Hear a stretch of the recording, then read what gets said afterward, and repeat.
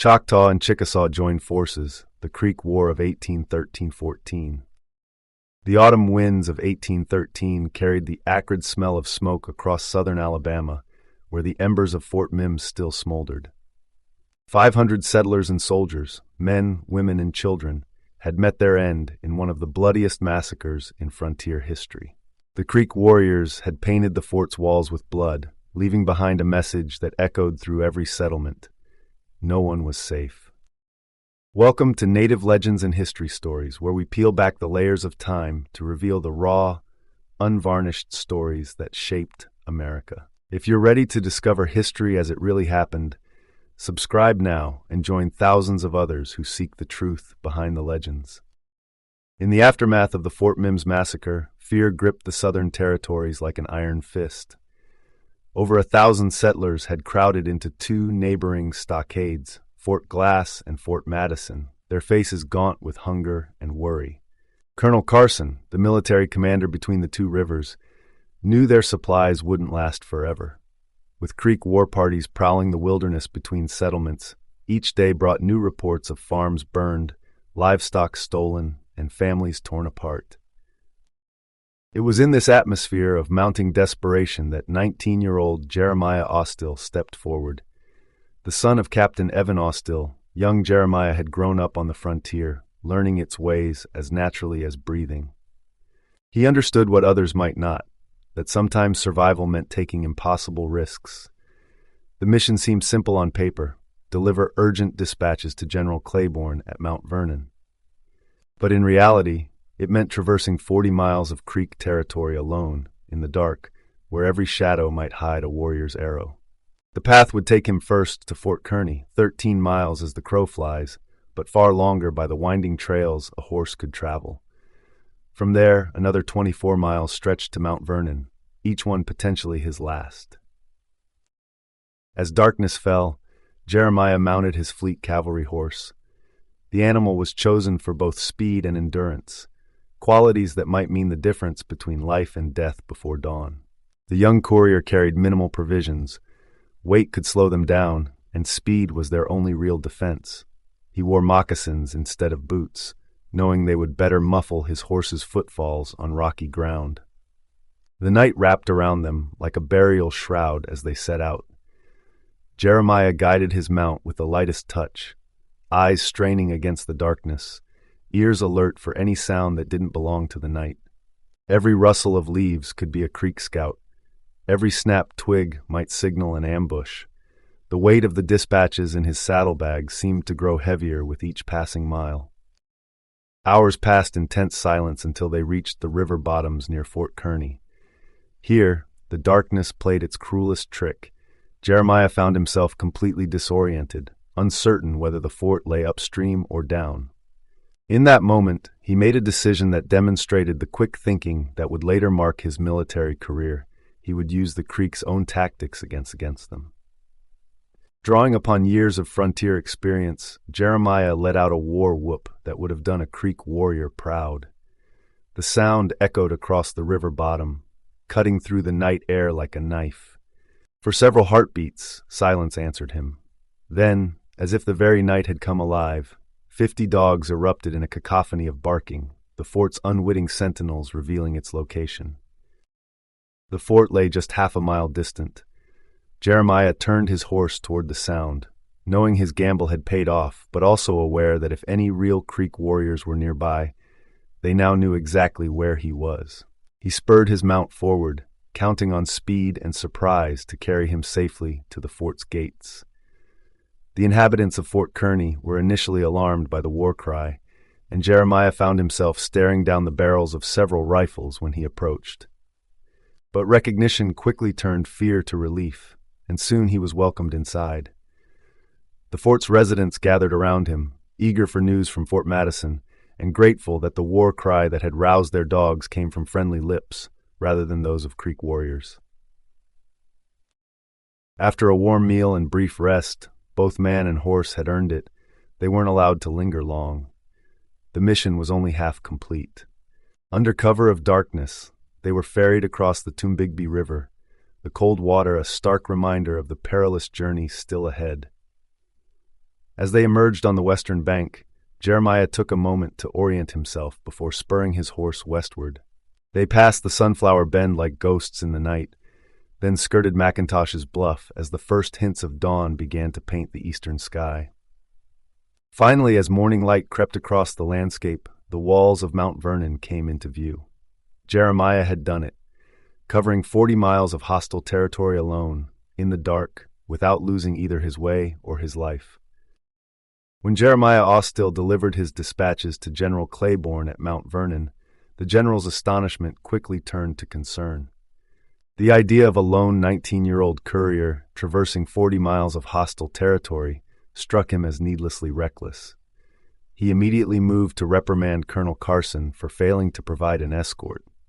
But young Austill stood his ground with remarkable confidence, explaining that his keen senses rivaled those of the Creek warriors themselves. More companions, he argued, would have only made them a larger target. His survival had depended on stealth, his horse's speed, and his own resourcefulness. The contents of those dispatches would soon spark a crisis at Fort Madison. General Claiborne's response, though intended as a suggestion, was interpreted as an ironclad order: abandon Fort Glass and Madison, retreat west of the Tombigbee to St. Stephen's. This French and Spanish outpost, with its formidable earthworks and embankments, was considered impregnable against Creek attacks. The news hit the 1,000 settlers at Fort Madison like a physical blow. To them, Claiborne's order felt like abandonment. Their crops stood ready for harvest in the fields. Their plantations lay deserted and vulnerable. The Creek warriors were already burning homesteads, driving off cattle, and, in a particularly cruel strategy, driving settlers' hogs into the cornfields to fatten them for their own future feasts. The specter of starvation loomed over the community. Faced with this dire situation, 80 determined citizens made a bold decision. Under the leadership of Captains Evan Austill and Samuel Dale, they would stay and defend their homes, even as 500 of their neighbors departed with Colonel Carson's troops for Fort Stevens. The parting was heavy with emotion. Families split, friendships strained, each group wondering if they would ever see the others alive again. Those who remained didn't waste time on regrets. They immediately set about strengthening their defenses with innovative solutions born of frontier ingenuity. Their most remarkable creation was a lighting system that transformed the fort's vulnerability at night into its greatest strength. They erected a 40-foot pine pole in the fort's center, surrounded by an ingenious scaffolding system with a central hole. This allowed them to raise and lower a platform loaded with earth and burning longleaf pine. This wasn't just any light. The fat, rich pine wood cast an intense glow that illuminated a wide circle around the fort's perimeter. Any Creek warrior attempting to approach under cover of darkness would find himself suddenly exposed in a pool of bright light, an easy target for the fort's defenders. The brilliant solution served another crucial purpose. It eliminated the need for exterior guards at night, allowing their limited fighting force to rest and remain concentrated. The technical sophistication of this defense system reflected the settlers' deep understanding of their situation. They knew they couldn't match the Creek warriors in numbers or mobility, so they leveraged their resources and engineering skills to create an impregnable nocturnal defense. The burning pine beacon became both a practical security measure and a symbol of their determination to hold their ground despite overwhelming odds. The defenders of Fort Madison were no ordinary frontiersmen. Years of fire hunting, tracking deer at night by the reflection in their eyes, had honed their marksmanship to lethal precision within the illuminated perimeter. The Fort Mims massacre had taught them a brutal lesson about underestimating their adversaries, and they had no intention of repeating that fatal mistake. The fort's leadership embodied decades of hard-won experience in Indian relations. Captain Austill carried 14 years of wisdom from his time at the Cherokee Agency in Georgia, where he'd worked to bridge the gap between two worlds. His son had been raised among the Cherokees, absorbing their culture and understanding from childhood. But perhaps most notable was Captain Dale, known to the Creeks as Big Sam, a man so respected in frontier lore that Judge Meek would later dub him the Daniel Boone of Alabama. These men commanded respect not through military rank, but through their intimate understanding of both frontier life and Native American warfare. They had carved out homesteads in the wilderness with nothing but axes and rifles, establishing farms on the rich bottomlands between Alabama's major waterways. Their knowledge of Creek battle tactics was not learned from military manuals, but from years of direct observation and interaction. To see one of these frontier leaders was to understand their unique position between two worlds. They cut striking figures in their practical frontier attire, buckskin garments, hunting shirts, leggings, and moccasins. Each carried the tools of survival, a long, heavy rifle for accuracy at range and a substantial knife swinging beside their shot bags. They moved with a distinctive combination of pride and caution, backs straight but steps measured, eyes alert yet seemingly passive, missing nothing while appearing to observe little. These 80 men who chose to remain at Fort Madison represented the finest qualities of frontier leadership. When they proposed to defend their families against the Muskogee warriors, it wasn't bravado speaking. It was the quiet confidence of men who understood exactly what they faced. 2 weeks after Colonel Carson's departure, General Claiborne himself witnessed the precarious situation of the settlers caught between the rivers. His response was swift. Colonel Carson and his troops were ordered back to Fort Madison, validating the settlers' stubborn determination to hold their ground. Austill's midnight ride, while perhaps less celebrated than Paul Revere's famous gallop, had proven far more perilous. Where Revere had ridden through settled Massachusetts in 1775, Austill had traversed wilderness crawling with Creek war parties. The young courier's journey had set in motion a chain of events that would reshape the defense of the frontier. Daily life at Fort Madison settled into a dangerous routine. Settlers would occasionally risk visits to their abandoned farms, knowing Creek war parties roamed the countryside. They noticed a peculiar pattern in the raiders' behavior. Corn stored in field cribs was invariably burned, while stores kept in cribs near homes remained untouched, a detail that spoke volumes about the psychological warfare at play. On September 6, this pattern of risk and consequence would be tested again. Josiah Fisher, a man who straddled both worlds through his marriage to a Creek woman, left the fort with his 3 sons to visit their farm. Located just a quarter-mile above Sizemore's Ferry on the Alabama River, their destination lay in territory where the line between friend and foe had become terrifyingly blurred. As evening approached, Ben Fisher worked in the yard, absorbed in the routine task of shelling peas. Without warning, a shot rang out.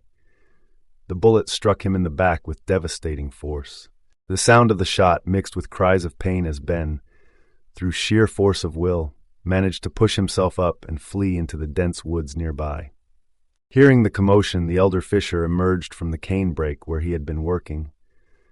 Moving cautiously in a stooped position to investigate the source of gunfire, he presented a clear target. A second shot cracked through the air. The bullet tore through Fisher's chest, exiting through his back in a spray of blood. As he turned to escape into the forest, a warrior's voice called out in Muskogee, the tribal language Fisher knew well from his years of marriage into the Creek community.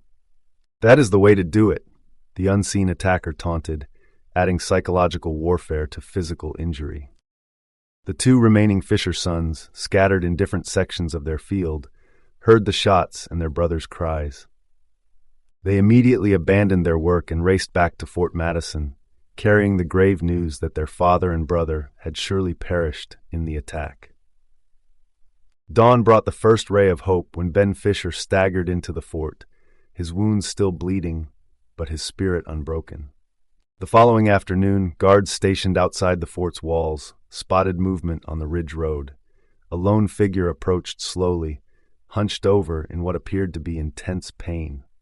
As the distance closed, amazed onlookers recognized Josiah Fisher, who had somehow survived his grievous wounds. Drury Allen, among those who went out to meet him, assessed Fisher's injuries with frontier directness. "Fisher," he declared, "I do not wish to discourage you, but you will die of that wound." Fisher's response revealed the stubborn determination that had kept him alive through the long journey back. "No, If it was going to kill me, I would have died before now. Fisher explained his painfully slow return to safety. Every time he tried to move quickly or stand straight, blood would flow so heavily from his wound that he nearly choked on it.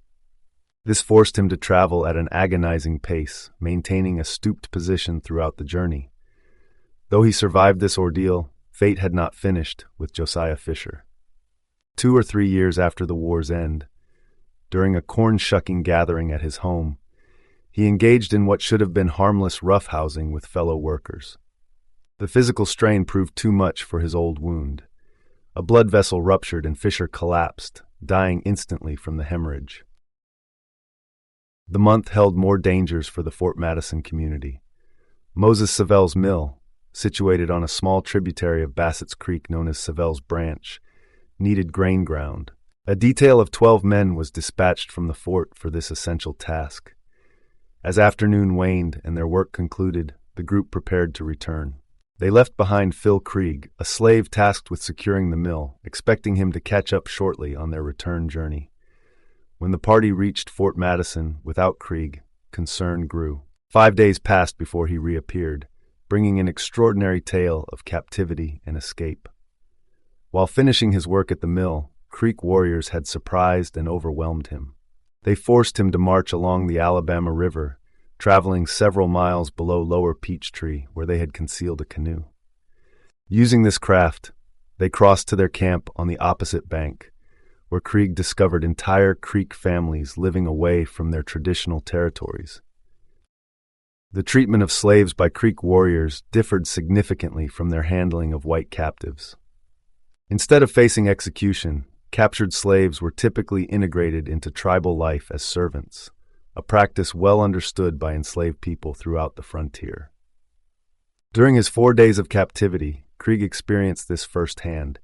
His captors fed him well, providing generous portions of venison and honey, the latter carefully preserved in traditional deerskin containers. Showing remarkable strategic thinking, Krieg gave no indication of resistance or displeasure. He appeared to accept his new situation completely, successfully deceiving his captors with this performance. The warriors grew so confident in his apparent contentment that they left him in camp with their families during their daily hunting expeditions. Each morning, the men would depart, never suspecting that their seemingly docile captive was carefully observing their routines and planning his moment to strike. After 4 days of observing the warriors' routines, Phil struck on the morning of the 5th day. He waited exactly 30 minutes after the hunting party departed, slipped silently to the riverbank, and seized their hidden canoe.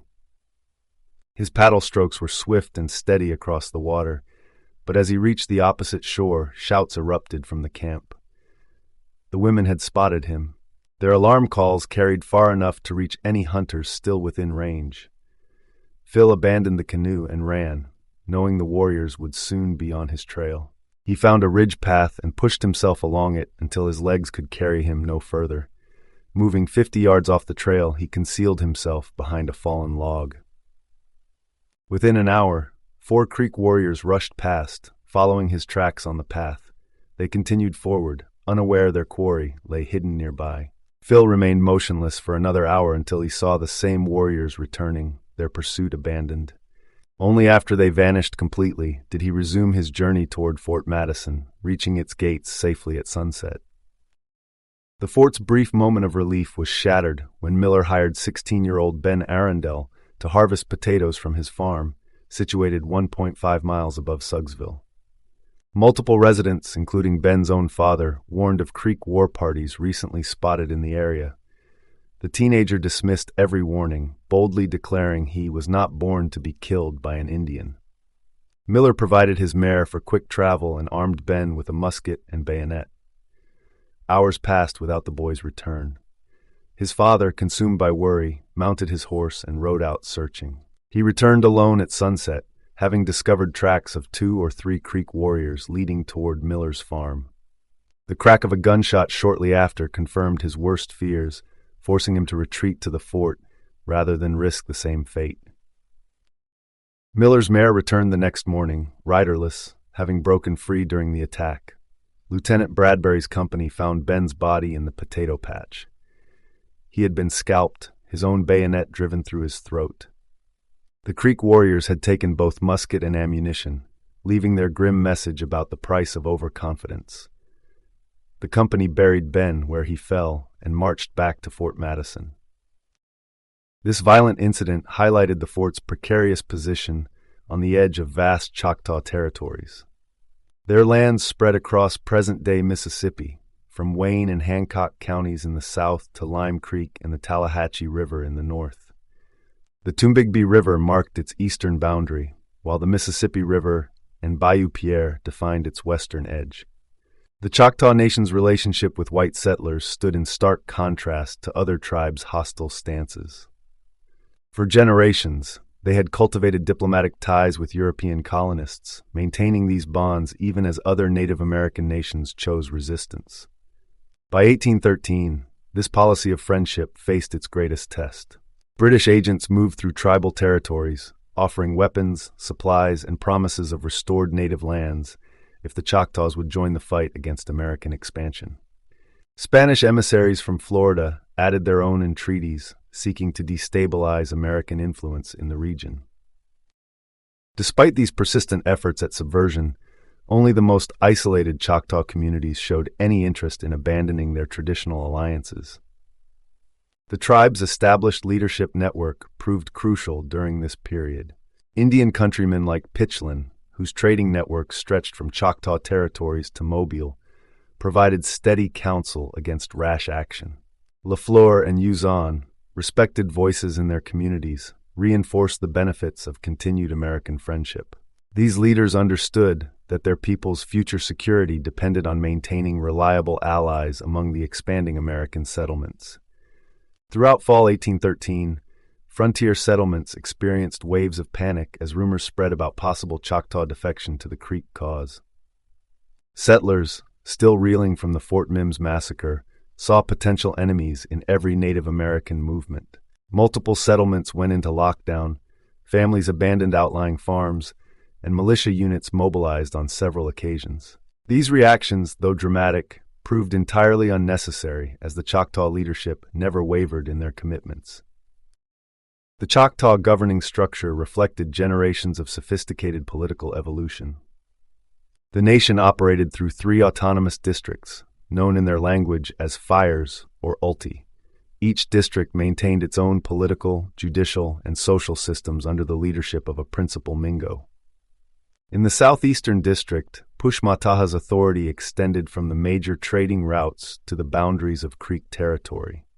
Pukshinubi controlled the western lands, managing relationships with tribes along the Mississippi River. Mashoulatubi's northeastern district served as a buffer zone between competing European and American influences. Within each district, a complex administrative system operated through 30 subordinate Mingos. These leaders combined the roles of captain, judge, and civil administrator for their assigned territories. They settled local disputes, organized hunting expeditions, managed land use among families, and coordinated responses to natural disasters or external threats. This system allowed for rapid decision-making at the local level while maintaining clear lines of authority up to the district Mingos. When matters affected the entire nation, declarations of war, major land cessions, or treaties with foreign powers, the 3 district Mingos convened a general council. These gatherings drew representatives from every Choctaw community to participate in the deliberations. The council system ensured that no single leader could commit the nation to war or peace without broad consensus. General Claiborne, recognizing the strategic importance of Choctaw support, dispatched Major Ballinger on a diplomatic mission in early August 1813. Ballinger's journey took him to Pierre Huson's settlement, a key trading post located between the Choctaw communities of Cusha and Chunky.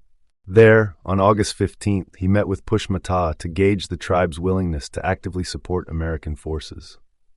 The sudden death of Ballinger, 3 days after this crucial meeting, left many questions unanswered about the specific discussions and agreements reached. Pushmataha, widely acknowledged as the most sophisticated diplomat among the Choctaw leaders, saw beyond immediate tribal politics.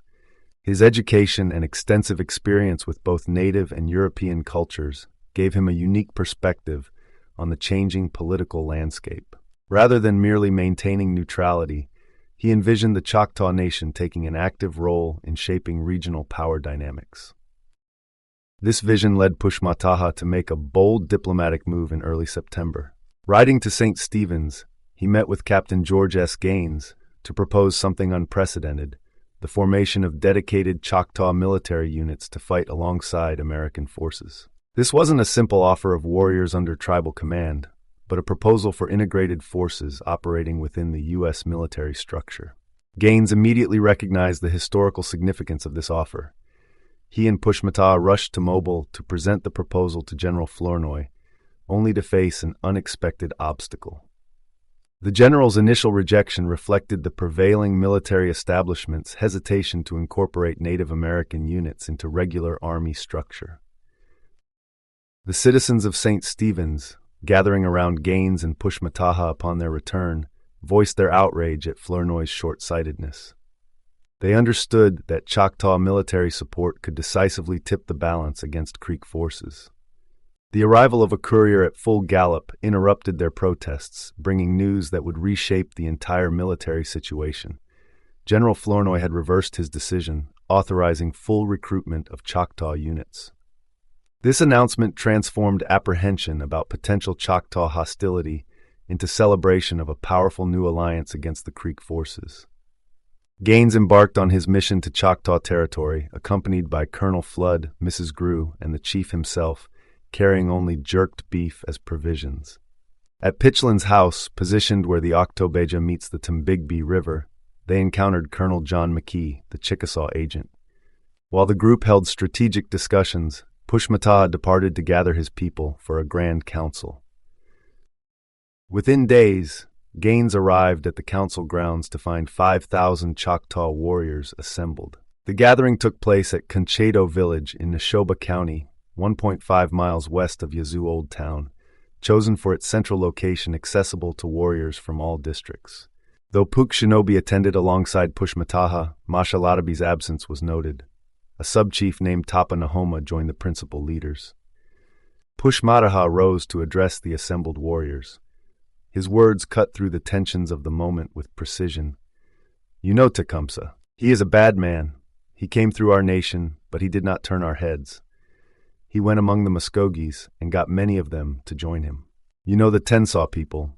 They were our friends. They played ball with us. They sheltered and fed us whenever we went to Pensacola. Where are they now? Their bodies rot at Sam Mims' place. The people at St. Stephen's are also our friends. The Muskogees intend to kill them too." Drawing his sword with calculated dramatics, he continued, "You can all do as you please. You are all free men. I dictate to none of you, but I shall join the St. Stephen's people. If you have a mind to follow me, I will lead you to glory and to victory." The response came instantly. A warrior stood, struck his chest, and declared twice, "I am a man." Others followed, repeating the gesture and crying out in Choctaw, "Naknisyahokat Tayalashke, I am a man, I will go and follow you."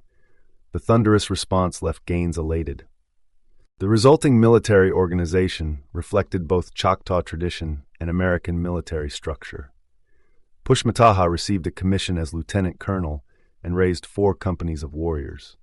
The first company formed under Mingo Hopai, prophet chief, as captain, and Tapana Ishtia, rod carrier, as first lieutenant, with 51 warriors in their command.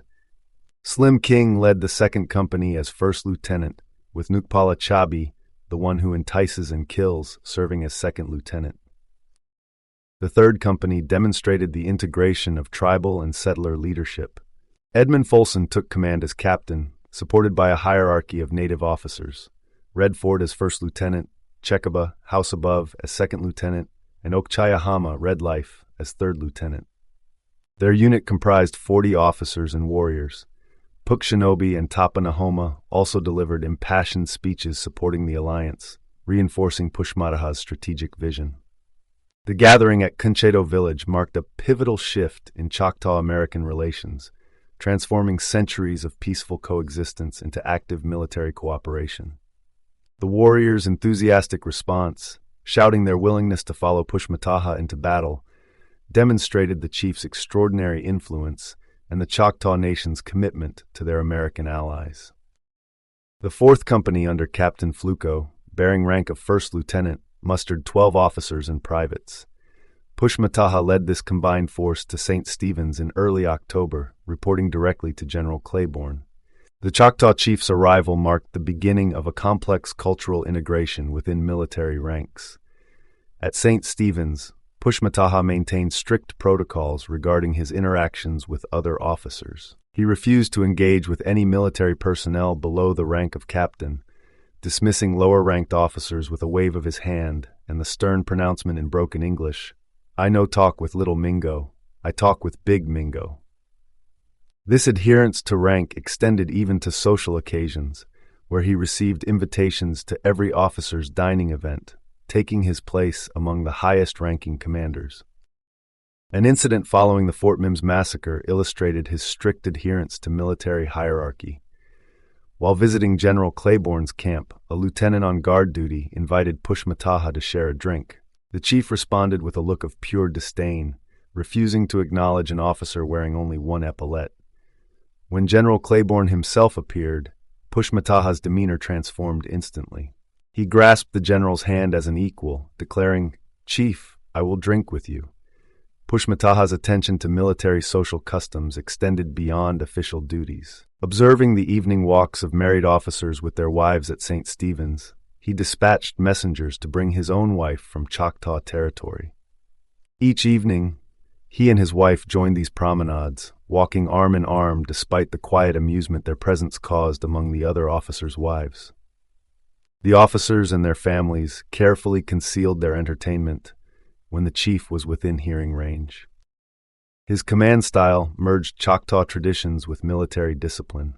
Understanding that effective integration into American military structure required tempering the independent nature of native warriors, he enforced strict obedience to orders. His warriors underwent regular drills, followed American military protocols, and maintained the precise formation and discipline expected of U.S. troops. Meanwhile, on September 12th, events in Nashville set additional forces in motion.